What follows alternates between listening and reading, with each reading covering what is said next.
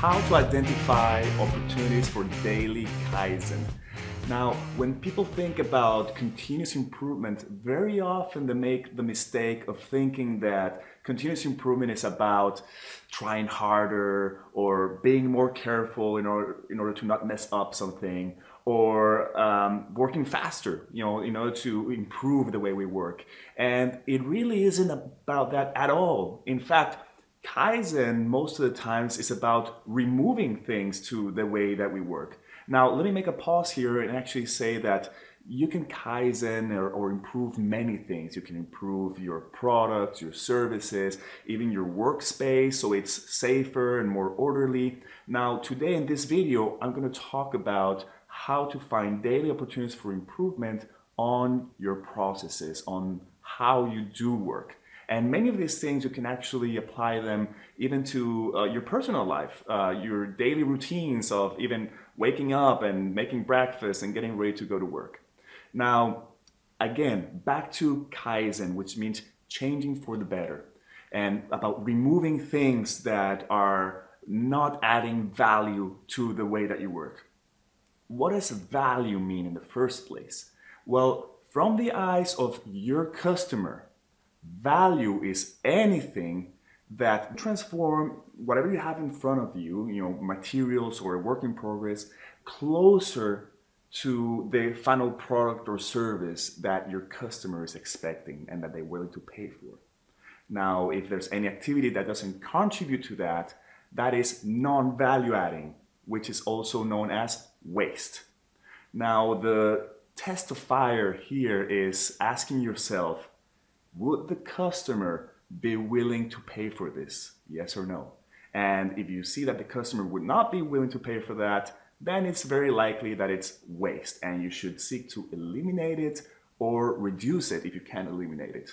Now, other people have already done the work for us and helped us to categorize the main types of waste in a working environment, especially in an industrial environment. And these are not all the types of waste, but the main ones. And you can easily memorize them. So I'll go through them very quickly and then I'll explain them. So the main types of waste are transportation, inventories, motion, waiting, overprocessing, overproduction, and defects. Now, let me go and explain a little bit each of these. Transportation refers to the movement of materials, or sometimes also the movement of information from one place to another. If you think about it, moving something from point A to point B is not really transforming it or adding value unless you're a transportation company. Now, the second type of waste, inventories. Inventories carry a huge cost. Actually, the cost of the place where you're keeping the inventory, or even the fact that your products are depreciating in time, that has a huge cost that the customers would not be willing to pay for. And you should seek to minimize the amount of inventory that you use by trying to work just in time.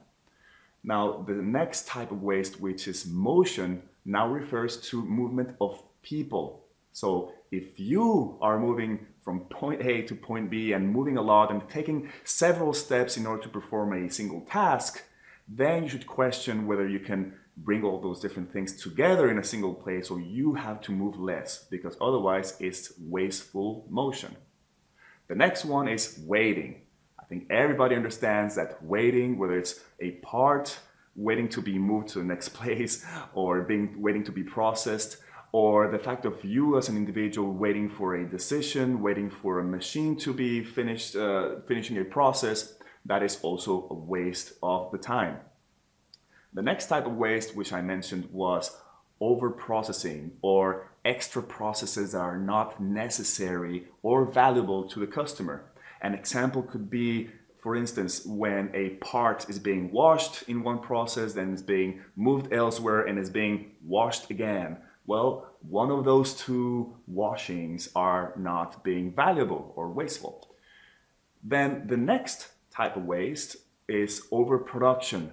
Now, we tend to think that producing more than what is needed is actually valuable because we're getting ahead of time, getting ahead of ourselves, and it actually isn't. Overproduction often generates all of the other types of waste. So it's the worst one. Overproduction. It's generating inventories, it might be generating defects, and it might be generating a final product that nobody is going to buy. Now, the last type of waste is defects. Of course, when a customer receives a product or a service that doesn't fulfill his or her needs, obviously they're not getting the value they expected, therefore it's a waste. But also, even if you detect the defect before it reaches the customer, the work that you're doing for repairing it, all the rework, that is also considered wasteful. You should seek of ways to getting it right the first time. Otherwise, it's a wasteful activity.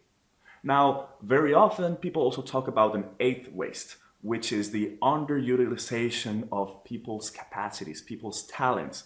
Of course, that's a huge waste that most companies are not aware of and that you should also seek to eliminate and make sure that everybody's working to the biggest contribution they can make with their talents.